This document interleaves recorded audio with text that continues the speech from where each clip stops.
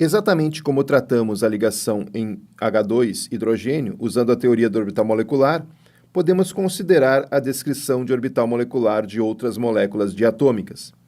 Inicialmente, restringiremos a abordagem para moléculas diatômicas homonucleares, as compostas de dois átomos idênticos, de elementos do segundo período da tabela periódica. O procedimento para determinar a distribuição de elétrons nessas moléculas se aproxima do usado para o H2. Os átomos do segundo período têm orbitais de valência 2s e 2p. Precisamos considerar como eles interagem para formar orbitais moleculares. As seguintes regras resumem a formação de orbitais moleculares e como eles são ocupados pelos elétrons. Primeiro, o número de orbitais moleculares formado é igual ao número de orbitais atômicos combinados. Segundo, os orbitais atômicos se combinam mais efetivamente com outros orbitais atômicos de energia similares. Terceiro, a eficiência com qual dois orbitais atômicos se combinam é proporcional à superposição entre eles.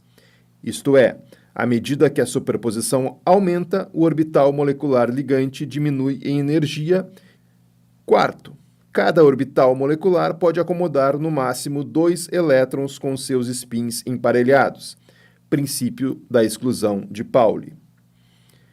Quinto, quando os orbitais moleculares de mesma energia são ocupados, um elétron entra em cada orbital, com o mesmo spin, antes de ocorrer o emparelhamento, segundo a regra de Hund. Orbitais moleculares para lítio 2 e berílio 2. O lítio, o primeiro elemento do segundo período, tem configuração eletrônica 1s2, 2s1. Quando o lítio metálico é aquecido acima do seu ponto de ebulição, 1342 graus Celsius, moléculas de lítio 2 são encontradas na fase vapor. A estrutura de Lewis para lítio 2 indica uma ligação simples lítio-lítio. Usaremos agora os orbitais moleculares para descrever a ligação em lítio 2. Cada orbital 1s se combina a outro orbital 1s para fornecer um orbital sigma ligante 1s e um orbital sigma antiligante 1s, ambos dos quais estão ocupados, já que o lítio e o berílio têm configurações eletrônicas 1s2. Cada orbital 2s se liga a outro orbital 2s para fornecer um orbital sigma ligante 2s e um orbital sigma antiligante 2s. As energias dos orbitais 1s e 2s são suficientemente diferentes para que não haja mistura cruzada dos orbitais. Isto é, não temos a interação entre um orbital 1s e um orbital 2s. Esta figura representa o diagrama dos níveis de energia para a molécula de lítio 2. Cada átomo de lítio tem 3 elétrons, de forma que os 6 elétrons devem ser colocados nos orbitais moleculares de lítio 2. Eles ocupam os orbitais moleculares sigma ligante 1s, sigma antiligante 1s e sigma ligante 2s, cada um com 2 elétrons. Existem 4 elétrons nos orbitais ligantes e 2 nos orbitais antiligantes. Logo, a ordem de ligação é igual a 1. A molécula tem ligação simples, em concordância com sua estrutura de Lewis. Uma vez que ambos os orbitais moleculares sigma ligante 1s e sigma antiligante 1s de lítio 2 estão completamente preenchidos, os orbitais 1s praticamente não contribuem com a ligação. A ligação simples deve-se à interação dos orbitais de valência 2s nos átomos de lítio. Este exemplo ilustra a regra geral de que os elétrons do cerne não contribuem significativamente para a ligação na formação da molécula. A regra é equivalente a usar apenas os elétrons de valência quando desenhamos as estruturas de Lewis. Portanto, não precisamos considerar daqui para frente os orbitais 1s quando abordamos as moléculas diatômicas do segundo período. A descrição do orbital molecular de berílio 2 segue sem dificuldades a partir do diagrama dos níveis de energia para lítio 2. Cada átomo de berílio tem 4 elétrons, configuração 1s2, 2s2, de forma que devemos colocar 8 elétrons nos orbitais moleculares. Assim, preenchemos completamente os orbitais moleculares sigma ligante 1s, sigma antiligante 1s, sigma ligante 2s e sigma antiligante 2s. Temos um número igual de elétrons ligantes e antiligantes, tornando a ordem de ligação igual a zero. De acordo com essa análise, berílio 2 não existe. Antes que possamos considerar as moléculas restantes do segundo período, devemos olhar os orbitais moleculares que resultam da combinação dos orbitais atômicos 2p. Existem duas formas nas quais os dois orbitais p se superpõem.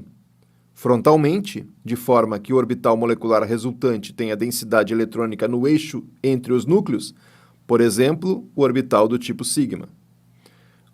E lateralmente, de forma que o orbital molecular resultante tenha densidade eletrônica acima e abaixo do eixo entre os núcleos, por exemplo, o orbital do tipo π.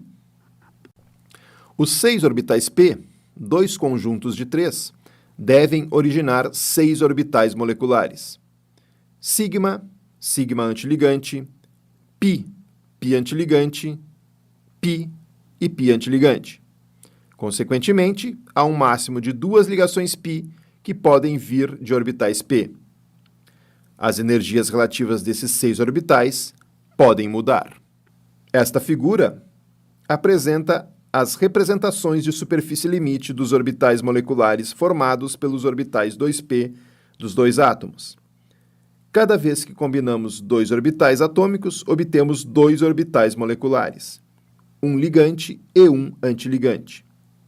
Na figura A, os orbitais p superpõem-se frontalmente para formar orbitais moleculares sigma e sigma antiligante. Nas figuras B e C, eles superpõem-se lateralmente para formar orbitais moleculares π e π antiligante. Configurações eletrônicas para boro 2 até neônio 2. Temos, independentemente até aqui, considerado os orbitais moleculares que resultam dos orbitais s e dos orbitais p. Podemos combinar esses orbitais para construir um diagrama de níveis de energia para moléculas diatômicas homonucleares dos elementos do boro até o neônio. Todos eles têm orbitais atômicos de valência 2s e 2p. As seguintes características do diagrama são notáveis. Os orbitais atômicos 2s têm menor energia que os orbitais atômicos 2p. Consequentemente, ambos os orbitais moleculares que resultam dos orbitais 2s, os ligantes sigma 2s e antiligante sigma antiligante 2s, têm menor energia que o orbital molecular de mais baixa energia, que é derivado dos orbitais atômicos 2p. A superposição de 2 orbitais 2pz é maior que a dos 2 orbitais 2px e 2py. Como consequência, o orbital molecular ligante sigma 2p é mais baixo em energia que o orbital molecular π 2p. E o orbital molecular antiligante sigma antiligante 2p é mais alto em energia que os orbitais moleculares π antiligante 2p. Ambos os orbitais moleculares π ligante 2p e π antiligante 2p são duplamente degenerados, isto é, existem 2 orbitais moleculares degenerados de cada tipo. Esta figura representa o que foi falado para o diagrama de níveis de energia para os orbitais moleculares das moléculas diatômicas homonucleares do segundo período. O diagrama supõe que não exista interação entre o orbital atômico 2s em um átomo e os orbitais atômicos 2p no outro.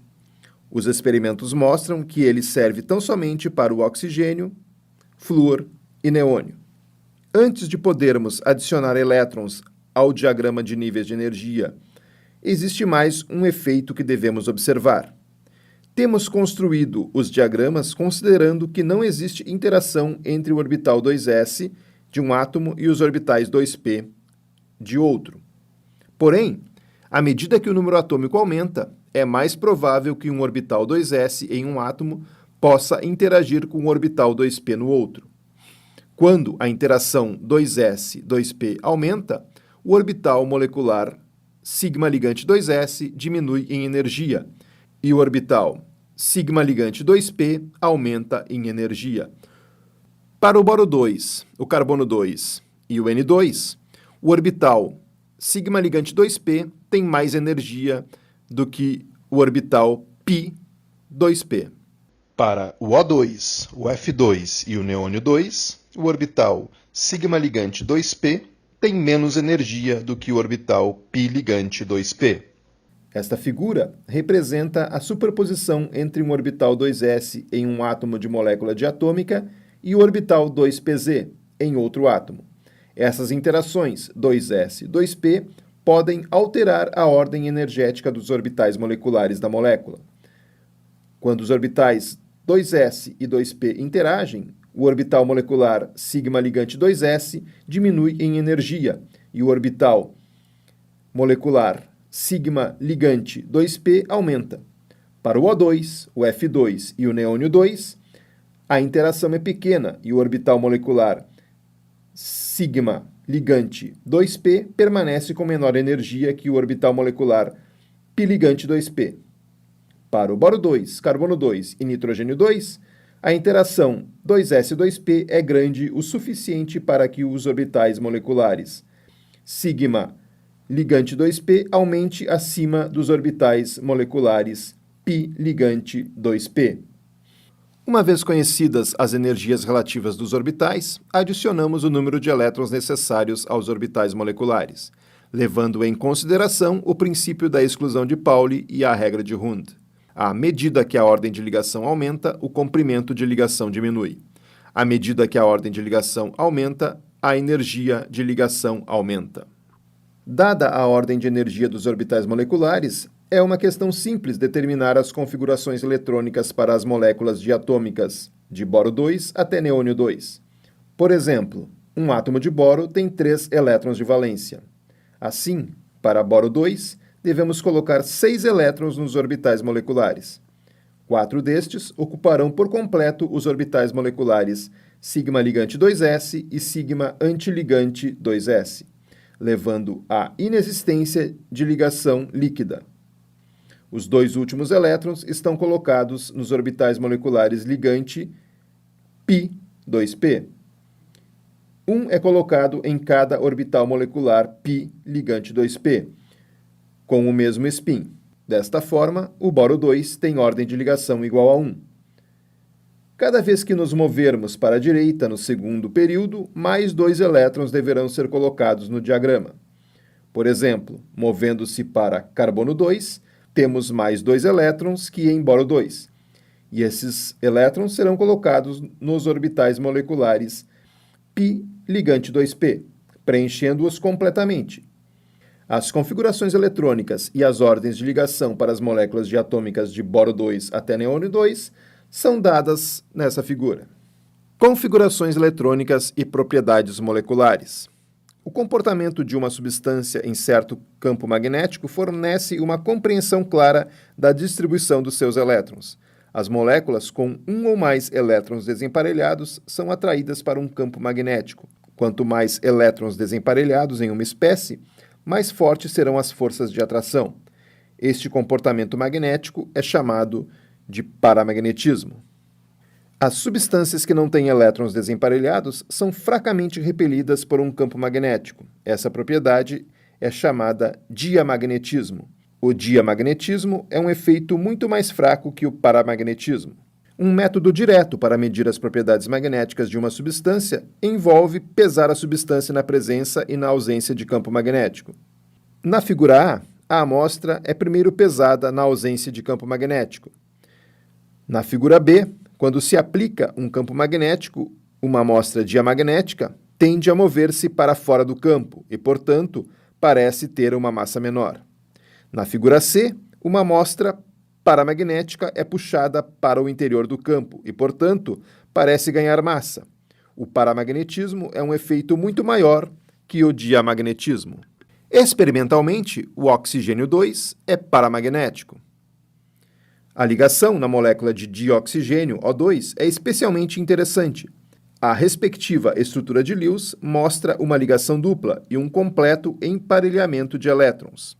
A curta distância de ligação oxigênio-oxigênio, de 1,21 angstroms, e a relativamente alta entalpia de ligação, de 495 kJ por mol, estão de acordo com a presença de uma ligação dupla.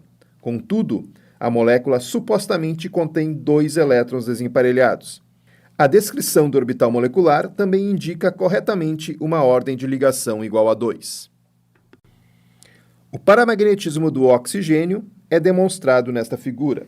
O oxigênio líquido é derramado entre os polos de um eletroímã.